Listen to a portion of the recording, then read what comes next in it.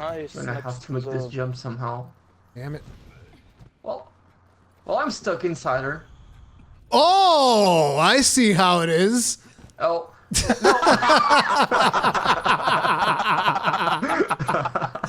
Dark Hero 2018. I'm stuck There inside you her. go.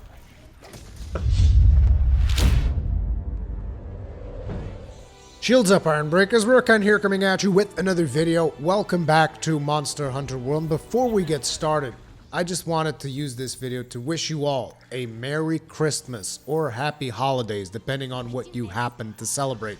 And I hope that you are able to spend some time with your loved ones during this festive season, because that, in my opinion, is what it's all about.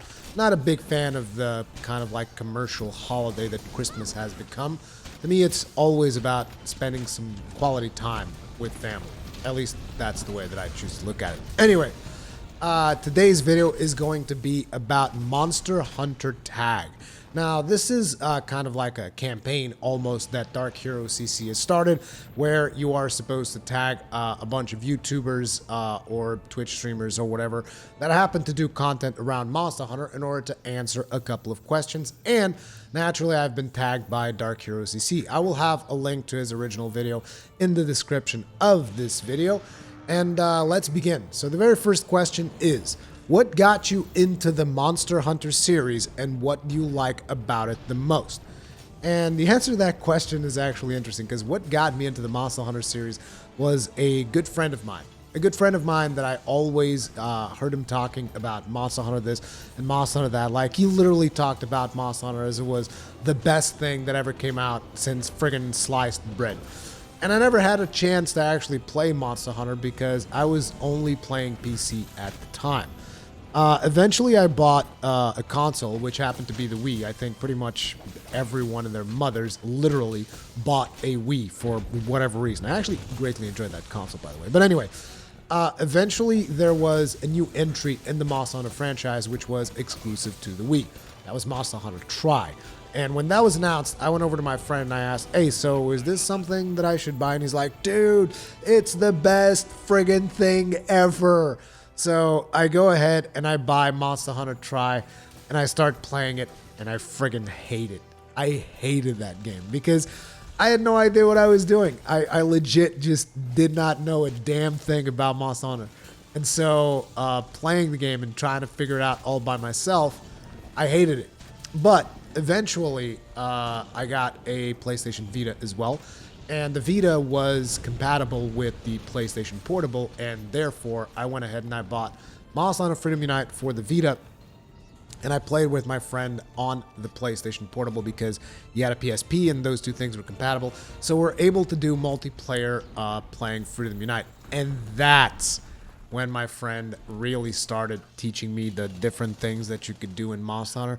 That's when it started clicking for me. That's when I started understanding, oh, this is like this type of gameplay loop. And I guess if I had to point one thing that is what I like about Monster Hunter the most, it would have to be the satisfaction of the gameplay loop. The fact that basically it's all about you killing a monster and then carving bits and pieces from that monster, and then just, you know, making new armor, new weapons, new things, and then going after a bigger monster or a tougher monster, you know, seeking the next challenge, and then beating that and crafting new gear from that and going after the next big challenge.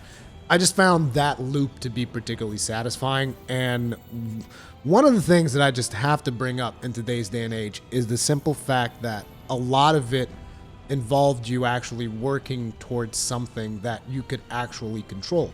So say, for instance, you want to get like a specific piece of gear, specific piece of equipment. You know you got to go defeat this monster in order to get his armor and his sword. And you beat him enough times and you will eventually get it.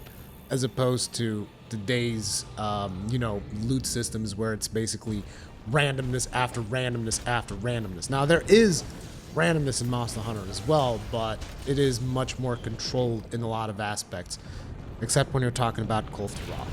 That's just random. It sucks. Sorry. Anyway, the second question is, what are some of your favorite moments / memories playing Monster Hunter? And I gotta say that it's like my favorite moments and memories. There's just so many of them. I mean, I almost feel like I make new moments every single day. Like just last night, for instance, I was riding Kolf to Roth because, you know, I got the mount, and she charges into a wall, and a dude that was playing with us just placed a bunch of barrel bombs in the ground. And so as she charged into a wall, she hit the bombs, exploded, her horns broke. It's like, I feel like I make new memories every day when I'm playing Monster Hunter, but I think the fondest memories that I have is actually the social experience of playing Monster Hunter, being next to your friends. Like, I mean, like, physically. I know that not everyone can afford to do this, but, like, you know, I have that good friend of mine that got me into the game. And, you know, we still try to hang out as often as we possibly can. I bring my console over, and we just, like, we go into Monster Hunter, and we just decide, hey, let's try to hunt this thing today. And we go and we hunt something. And that experience of actually being there, the social part of Monster Hunter, being next to your friends and playing the game with them, that, I think, is what makes me feel the most satisfied when I am playing Monster Hunter. And, like, if you were to ask me, like, a specific memory, like maybe something a little bit older, I would say that it was probably the first time that I faced against Gipsros, because Gipsros has this mechanic where after you deal enough damage to him, he goes into this state where it seems like you've defeated him, but he's actually just faking it, and then you approach him and he dishes out a massive attack, right? So I didn't know this. It was the first time that I was doing it, and my friend didn't tell me. So basically we were fighting this creature, suddenly he goes down, and I'm always like, yeah, we win, because I was such a noob, I didn't even notice this, like, quest complete, no nothing. So I'm just like, hey, we beat him. So I go over there trying to carve, and I'm like, hey, dude, I can't carve. I'm telling my friend, I'm like, dude, I can't carve, what's going on? And he's just looking at me with a smile, and I'm like, what the hell's going on? And suddenly Gipsros does his little spinning attack thing, and he just one-shots me. My friend laughs his ass off, and I'm like, you bastard. But that's kind of like been a rite of passage whenever we play a Monster Hunter game that has Gipsros, and we maybe introduce someone new to the franchise. We always let them go in there, like real up and close next to Gipsros when they think he's down, and then Gipsros has his way with them. I just think that it's just one of the many things about Monster Hunter that makes it that much more magical. The third question is, what is your favorite monster in Monster Hunter, and why? And I gotta be completely honest, when it comes to this, I'm very much a basic bitch. I love Rathalos. I think Rathalos is fantastic from a design standpoint. I like his moveset. I like the fact that he, you know, flies all over the place and then comes back and shoots fireballs at you. I just don't know. I'm kind of basic that way. I really, really like Rathalos. But if you were to ask me what monster I would like to see implemented in Monster Hunter World, I would have to go with my boy Kurupeku. The Kurupeku, which was one of the first monsters that I fought in Monster Hunter Tri after actually learning how to play Monster Hunter, I thought that his design was pretty cool. The sounds that he makes, like, you know, the overall concept of that monster and the fact that he can call in other monsters, I don't know, I found that to be particularly satisfying. So I'd like to see my boy Kurupeku get in Monster Hunter World and eventually just summon up friggin' Devil Joe or something to beat the crap out of your party. That'd be pretty cool. Question number 4 is, what is your favorite weapon to use?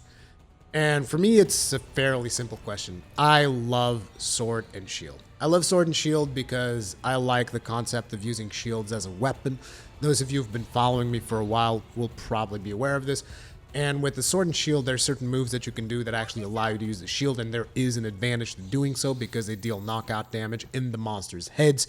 Particularly in Monster Hunter World, it's got a really satisfying moveset where you can basically jump on top of the monster with a charged attack, and then your character leaps into the air, and then you can bring the shield back down, smack it on its head.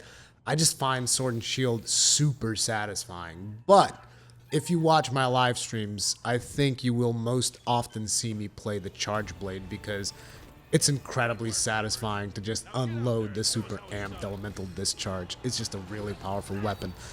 My heart still goes for the sword and shield, but I do feel that in a lot of scenarios, the sword and shield is a little bit underpowered, and whenever that happens, I usually bring out the charge blade or the gun lance, but my favorite is still the sword and shield. And in Monster Hunter Generations Ultimate, dude, it doesn't get much better than Striker SNS. Sorry, boys. It's just so damn good. And finally, question number 5. Why is that your channel name? So my channel name is Rurikhan, and some of you guys might know this already, some of you guys might not, but essentially, my real name is Rui. That is R-U-I. And one of my favorite fantasy races whenever I'm playing a fantasy game are dwarves. And so eventually I was playing this MMO, it was called Lineage 2, and I played as a dwarf. And I wanted to make a dwarven adaptation of my name. So I added an R and a K to make it sound like a little bit more dwarvish, and I called my character Rurik. And I thought that was pretty cool, and I thought it was pretty original. I'm like, yeah, I dig this is cool. But then eventually, another game came out from this developer called ArenaNet. They created a game called Guild Wars. And in Guild Wars, one of the main characters of the story of that game was Prince Rurik. And he had a face that looked like Freddie Mercury. Don't ask me why. But basically, Prince Rurik became like kind of famous because a lot of people really enjoyed Guild Wars. And so the name Rurik it was being used on a lot of video games, and I was having a tough time like actually, securing the name Rurik whenever I would try to, create a new character in a video game or something. So I decided, no, I got to change something. So let's do Rurikhan, and that's kind of how I went about just doing things. I'm like, Rurikhan sounds kind of cool, so I just went with that. But yeah, that's the reason why this is my channel name, and it is the name that I also use online. So this is the point of the video that I'm supposed to tag another 3 content creators that have created or are actively creating content around Monster Hunter World. And my selections are going to be Arekkz, which I can't believe that nobody tagged Arekkz yet on this Monster Hunter tag thing. And then I'm also going to be tagging FightinCowboy, as well as Hengist. I will have links to all of their channels in the comment section below. I will be posting like the Monster Hunter tag thing on Twitter as well, tagging these 3 content creators. If you are on Twitter, make sure to let them know to watch the video so that they know what they got to do. And if you are one of those 3 creators and you're watching this now, the questions are also going to be in the description so that you can see what the questions are.